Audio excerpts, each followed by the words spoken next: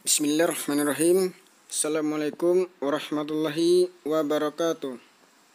Pelajaran kita pada hari ini adalah tema 1, subtema 1, pembelajaran 5 dan 6.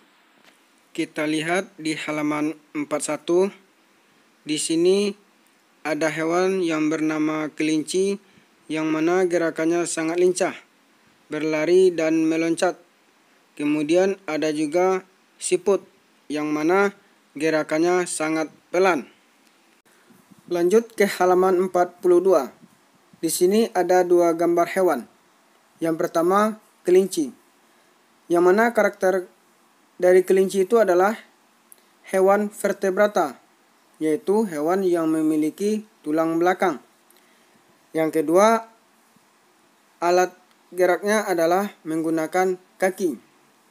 Lanjut ke gambar yang nomor 2, yaitu siput. Yang mana karakteristik siput itu adalah dia merupakan hewan avertebrata. Yang mana hewan avertebrata ini adalah hewan yang tidak memiliki tulang belakang. Contoh hewannya adalah siput, serangga, cacing, ubur-ubur, cumi-cumi, dan masih banyak contoh lainnya. Perhatikan tabel selanjutnya. Ini ada nama organ gerak.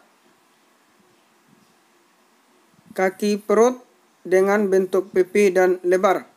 Nah, ini organ gerak pada siput, yaitu kaki perut dengan bentuk pipi dan lebar. Fungsinya apa? Fungsi utamanya adalah agar siput bisa bergerak dan berpindah tempat. Halaman 43. Di sini kita melihat jenis hewan avertebrata. Yang pertama ada belalang, cacing, dan ubur-ubur. Nah, silakan anak-anak Ustadz temukan nama organ geraknya. Kalau belalang, organ geraknya apa? Cacing, ubur-ubur. Dan juga fungsinya apa? Silakan anak-anak Ustadz pindahkan ke dalam catatan. Dan untuk yang ini kita perintahkan untuk membuat praktek dengan menggunakan plastisin. Namun ini kita lewatkan. Halaman 44. Kalau yang untuk ini kita lewatkan karena kita tidak melakukan praktek. Kemudian untuk yang cerita ini dengan judul Siput Bukanlah Hewan yang Lemah, yang terdiri dari 6 paragraf. Nah, silakan cerita ini anak-anak Ustadz baca dan pahami di rumah. Kemudian buat ide pokok pada setiap paragraf. Cukup ide pokok, yang kalimat pengembangnya nggak usah dibuat. Halaman 47, yang mana sebelumnya anak-anak Ustadz sudah pernah belajar kan tentang gambar cerita atau ilustrasi. Nih, Ustadz ingatkan lagi contoh gambar cerita atau ilustrasi.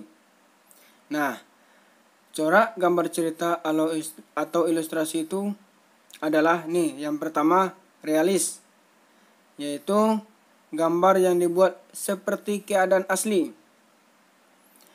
Kemudian yang kedua karikatur, yaitu gambar yang melebih-lebihkan atau mengubah dari objek asli. Nih, kepalanya besar, kakinya kecil. Dan contoh lainnya juga ada. Kemudian yang ketiga, kartun, yaitu merupakan gambar yang berfungsi untuk menghibur.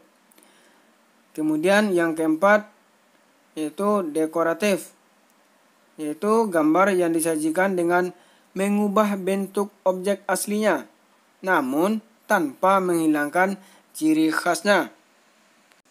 Lanjut ke pembelajaran 6. Di sini ada gambar yang menceritakan tentang Pak Rudi yang sedang membersihkan kandang kelinci. Kemudian di sini ada perintah untuk membuat atau menulis cerita. Akan tetapi ini kita lewatkan.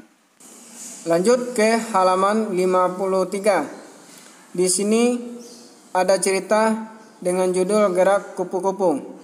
Nah, ini contoh dari kupu-kupu.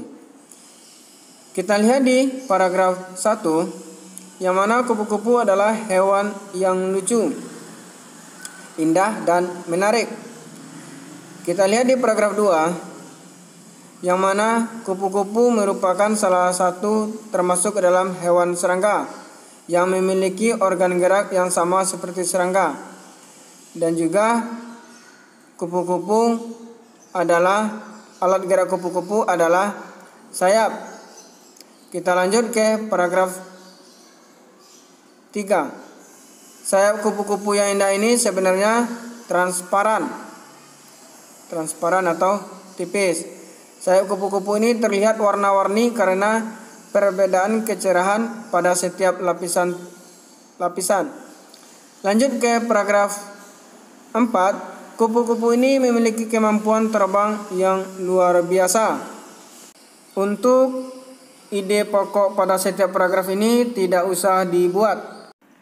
Lanjut ke halaman 54. Di sini ada 2 tabel. Yang pertama hewan vertebrata, yang kedua hewan avertebrata. Contoh hewan vertebrata itu adalah hewan yang memiliki tulang belakang. Avertebrata, hewan yang tidak memiliki tulang belakang. Kemudian vertebrata contohnya alat organ geraknya adalah kaki. Sedangkan avertebrata adalah sayap. Contoh hewannya bisa berupa vertebrata, contoh hewannya adalah kelinci. Avertebrata contohnya kupu-kupu.